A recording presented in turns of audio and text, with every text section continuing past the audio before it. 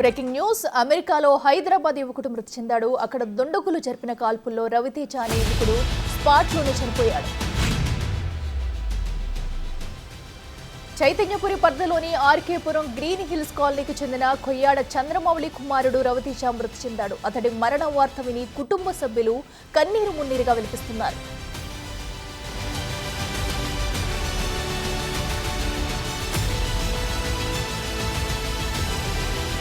2022 మార్చిలో అమెరికా వెళ్లిన రవితేజ మాస్టర్స్ పూర్తి చేసి ఉద్యోగ అన్వేషణలో ఉన్నాడు. వాషింగ్టన్లో దుండగుల కాల్పుల్లో అతడు అక్కడికక్కడే మృతి చెందాడు.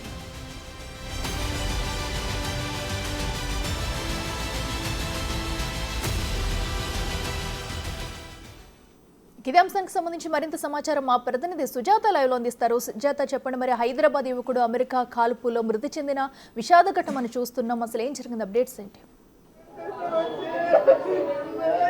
అమెరికాలో వాషింగ్టన్లో దుండగులు జరిపినటువంటి కాల్పులో చైతన్యపురికి సంబంధించినటువంటి రవితేజ మృతి చెందాడు. ప్రస్తుతం వాళ్ళ కుటుంబ సభ్యులంతా కూడా కన్నీరు మున్నీరు అవుతున్నారు. ఎంతో గారాభంగా పెంచుకున్నటువంటి రవితేజ చనిపోయాడు కాల్పుల్లో అని తెలుసుకున్నటువంటి కుటుంబ సభ్యులు అసలు ఏం చెయ్యాలి ఏంటి అని తోచని పరిస్థితిలో ఉన్నారు. ఇప్పటికే రవితేజ ఇంటి వద్దకి అటు బంధువులు అదేవిధంగా ఫ్రెండ్స్ అంతా కూడా చేరుకున్నారు. అసలు ఏం జరిగింది ఏంటి అని రాత్రి నుంచి కూడా వాళ్ళకి తీవ్ర ఆవేదన వ్యక్తం చేస్తున్నారు. ఎంతో ఉద్యోగం చేసి తిరిగి గొప్ప ప్రయోజకుడిగా ఇంటికి చేరుకుంటాడు అని చెప్పి తల్లిదండ్రులు పెట్టుకున్నటువంటి నమ్మకం కలగానే మిగిలిపోయింది. అసలుకి రవితేజకి ఏం జరిగింది, ఎప్పుడు వాళ్ళకి సమాచారం అందింది? ప్రస్తుతం రవితేజ తండ్రి ఉన్నారు, చంద్రమౌళి గారు. సార్ చెప్పండి సార్, అసలు ఎప్పుడు తెలిసింది, మీకు ఏం జరిగింది? నాకు తెలియదమ్మా. మా బామ్మారిది నేను మార్నింగ్ వాకింగ్కి వెళ్తాను, 5:15కు మా బామ్మారిది ఫోన్ చేసిండు.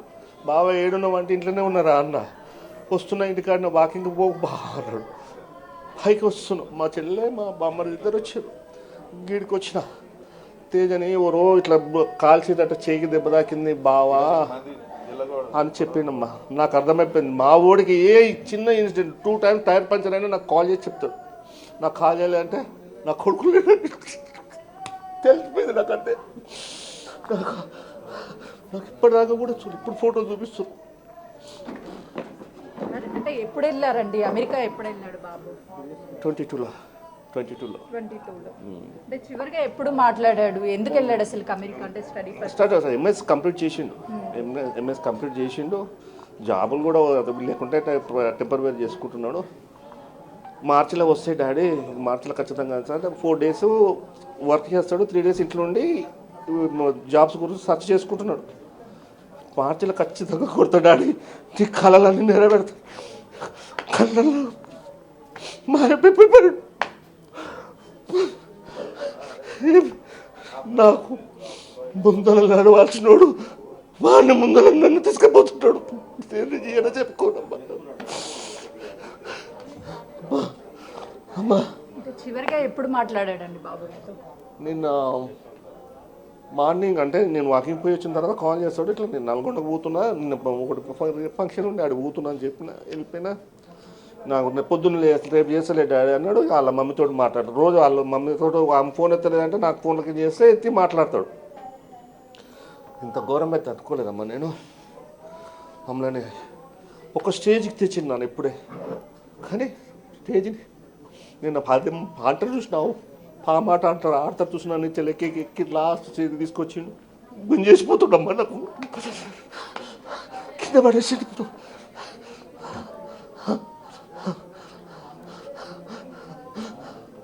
ఎక్కడ కాల్పులు జరిగాయి, ఎక్కడికి బయటికి వెళ్ళాడా, డీటెయిల్స్ ఏమన్నా తెలియదు? అది హోటల్ స్విగ్గీ టైప్లా డోర్ డెలివరీ చేశాను నాన్న.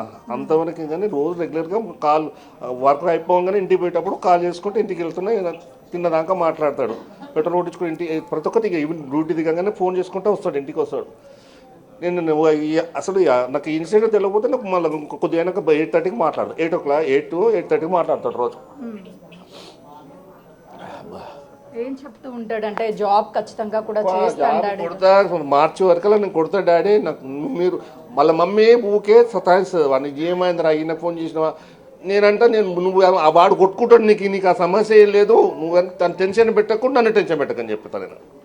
కానీ టెన్షన్ పెట్టిపోయాడా, టెన్షన్ పెట్టిపోయాడు. మార్చిలో బాబు తిరిగి ఇంటికి వస్తాడు, జాబ్ ఖచ్చితంగా కొడతాను నాన్న అని చెప్పేసి చెప్పినటువంటి రవితేజ ఇక లేడు అని చెప్పేసిన వార్త వినడంతో ఒక్కసారిగా తల్లిదండ్రులు కుప్పకూలిపోయారు. వాళ్ళ తాతయ్య ఉన్నాడు. ఆ ఆవేదన అంటే చిన్నప్పటి నుంచి పెంచుకున్నటువంటి ఆ బాండింగ్ అనేది వర్ణాతీతం అని చెప్పాలి. కళ్ళ ముందు పెరిగినటువంటి మనవడు ఒకసారిగా కనీసం చూసుకోవడానికి కూడా దగ్గరగా లేనటువంటి పరిస్థితి ఉంది. ఒకవైపు తన ఆవేదన చెప్పండి, అంటే ఎప్పుడు మాట్లాడాడు మీతో మీ మనవడు? మూడు రోజుల కింద మాట్లాడిండు అమ్మ. 3 రోజుల కింద మాట్లాడితే నాకు ఆపరేషన్ అయింది. ఆపరేషన్ అయితే తాత ఎట్టున్నది అని అంటే మంచిగానే ఉన్నాయా నేను అంటే కుట్లు గిట్ట మాన్యా అన్నాడు. అంటే మాన్య మంచిగానే ఉన్నా నేను, మరి నువ్వెట్టున్నావు అయ్యా అంటే నేను మంచిగానే ఉన్నా అన్నాడు. అంటే ఇంత గడ్డం అంతా పెరిగింది. పెరిగితే నేను అన్న గడ్డం కొరిగించుకోకపోయినావు నాయన అంటే ఇవాళ నైట్ కొరిగించుకుంటా తాత అని అన్నాడు. అయితే మా ఆయన భద్రంగుండు బిడ్డ, నీకు జాబ్ వస్తుంది లేకుంటే రాదు మరి అని నేను అన్నా. ఎందుకు తాత మార్చిలో వస్తుంది నాకు జాబు, నేను వస్తా, జాబ్ వచ్చినాక వస్తాను అంటే జాబ్ వచ్చినాక దాకా రానియరట కదా అని నేను అన్నా. అంటే ఎందుకు తాత నేను వస్తా అని అన్నాడు. అదే చెప్పింది నా కొడుకు, నా మనవాడు అదే మాట్లాడిండు. అంటే ఎంతో ఇష్టంగా మీరు రవితేజ అనే పేరు కూడా పెట్టుకున్నారు అన్నారు. నేను తేజ అని పెట్టుకుంటే వాళ్ళ నా తాత పేరు రవితేజ. అయితే రాములు అని ఉంటే రవితేజ అని వాళ్ళ నాయన పెట్టి నేను తేజ అనే పిలిచేది నా అయ్యని. ఎప్పుడైనా రవితేజ అని పెట్టాం. అదేనమ్మా నా కొడుకు, నా మనవాడు ఎంతమంది ఈ కోటు కూడా ఆయనే పంపిండు.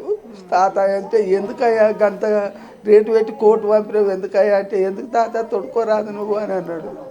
అదే చెప్పిండు నా కొడుకు.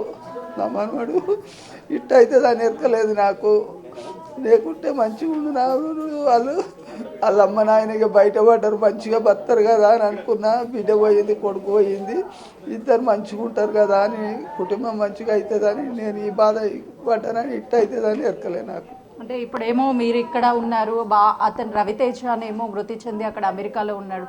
బాబుని ఎప్పుడు తీసుకొస్తారు ఏంటేమన్నా చెప్పారు ఎవరైనా? ఎవ్వరు చెప్పలేదమ్మ. ఇంకా ఇప్పుడు మా వాళ్ళు ఉండరు ఆడ, వాళ్ళు ఇప్పుడు ఇది చేరుకుంటుర్రట ఆడికి. ఇంకా ఆడికి అంత మా కొడుకు చేరుకుండు. మళ్ళీ ఇప్పుడు రవితేజలో చెల్లెలు కూడా అన్నీ ఉంది, ఆమె కూడా పోతుందట విమానాల ఉందన్నది. అదే తెలిసింది, ఇంకా ఏం తెలియలే మాకు. ఎట్ట కాల్పులు జరిగినాయి ఏం కథ తెలియలే. ఇంకా అది ఏడియా గురించి రావాల్సిందే మాకు, మీ గవర్నమెంట్ నుంచి తెలియవలసిందే. అంతవరదాకానైతే మాకు తెలియదు అది ఏం కాల్చిందో ఎట్ట చేసిందో. అంటే ప్రస్తుతం అయితే రవితేజ మృతి చెందిన తర్వాత కుటుంబ సభ్యులకి ఇన్ఫర్మేషన్ అక్కడ రవితేజకి సంబంధించినటువంటి సొంత చెల్లి ఉండడము, దాంతోపాటు వాళ్ళ కుటుంబానికి సంబంధించినటువంటి వాళ్ళు కూడా కొంతమంది అక్కడ ఉన్నారు అని చెప్తున్నారు. అయితే అసలు డెడ్ బాడీ ఎప్పుడు తీసుకువస్తారు ఏంటి అని చెప్పేసి పోలీసులు ఎలాంటి సమాచారం ఇచ్చారు ఏంటి అని అడుగుదాం. సార్ చెప్పారా అసలుకి రవితేజకి సంబంధించినటువంటి డెడ్ బాడీ ఎప్పుడు వస్తుంది ఏంటి అని? ఏం లేదండి, ఇప్పుడు మాకు ఈ బాధలో ఉన్నాము. మా చిన్ననాటి స్నేహితుడు వాళ్ళ నాన్న చంద్రమౌళి అయితే అబ్బాయిని చాలా కష్టపడి చిన్నప్పటి డ్రైవింగ్ చేసి చదువులు చదివించి యుఎస్ పంపించాడు. ఒక కొడుకు ఒక అమ్మాయి, ఇద్దరు యుఎస్లోనే ఉంటారు. ఆ కొడుకు మీద ఆధారపడి ఎంతో కష్టపడి భూమి అమ్ముకొని డ్రైవింగ్ చేసుకు చదివించి బయట పంపించాడు. ఎంఎస్బి పూర్తి అయింది. అక్కడ ఆ దుండగుని చేతిలో కాల్పుల్లో మరణించడం చాలా దురదృష్టకరం. ఇలాంటి సంఘటనలు జరగకుండా కేంద్ర రాష్ట్ర ప్రభుత్వాలు చర్య తీసుకొని ఆ యొక్క డెడ్ బాడీని తొందరగా మరి తెలంగాణ రాష్ట్ర ప్రభుత్వం కేంద్ర ప్రభుత్వం కలిసి తొందరగా డెడ్ బాడీని ఇక్కడ తీసుకురావాల్సిందిగా మనవి చేస్తూ, అలాగే మరి యొక్క అమెరికా అనుబంధంగా ఉన్నటువంటి మన కార్మికంగా పనిచేయడానికి పోయిన మన విద్యార్థులకు అక్కడ సెక్యూరిటీ ఇవ్వాల్సిందిగా మన కేంద్ర ప్రభుత్వం అక్కడ ఉన్న ప్రభుత్వాన్ని సంప్రదించి తొందరగా ఈ యొక్క ప్రతి ఒక్క స్టూడెంట్ కూడా సెక్యూరిటీ ఇవ్వాల్సిందిగా పదే మనవి చేస్తూ ఆ ఒక్క బాడీని తొందరగా ఇక్కడికి ఇండియాకు పంపిస్తారని తెలంగాణ కేంద్ర ప్రభుత్వాలకు మనవి చేస్తున్నాం. అయితే చూస్తున్నాం కదా, అమెరికాలో తెలుగు విద్యార్థులు చాలాసార్లు కూడా కాల్పుల్లో ఇలా ఘటనలో దాడికి పాల్పడినటువంటి దుండగుల చేతుల్లో ఎంతోమంది మృతి చెందినటువంటి సిచ్యువేషన్ ఉంది. అయితే ప్రస్తుతము రవితేజ డెడ్ బాడీ ఎప్పుడు వస్తుంది ఏంటి అని చెప్పేసి కూడా ఇంకా అక్కడ ఉన్నటువంటి వాళ్ళకి అప్రోచ్ అవుతున్నామని చెప్తున్నారు. ప్రస్తుతం వాళ్ళ ఇంటి వద్ద బంధువులు కావచ్చు, అదేవిధంగా రవితేజకి సంబంధించినటువంటి ఫ్రెండ్స్ వీళ్ళంతా ఒక్కొక్కరిగా ఇక్కడికి వస్తున్నటువంటి సిచ్యువేషన్ ఉంది. మొత్తానికైతే మాత్రము అమెరికాలో జరిగినటువంటి దాడిలో రవితేజ అన్నటువంటి ఒక వ్యక్తి మృతి చెందడం వాళ్ళ కుటుంబ సభ్యుల్లో విషాద ఛాయలు నింపిందనే చెప్పుకోవచ్చు. Right Sujatha, thank you. So అమెరికాలో జరిగిన కాల్పుల్లో కూడా హైదరాబాద్ యువకుడు రవితేజ మృతి చెందిన ఘటన విషాదకరంగా మిగిలింది. అయితే ఇటీవలే మాస్టర్స్ పూర్తి చేసి ఉద్యోగ అన్వేషణలో ఉన్న తమ కొడుకు మృతి చెందడం పట్ల కుటుంబ సభ్యులు కన్నీరు మున్నీరుగా విలపిస్తున్నారు.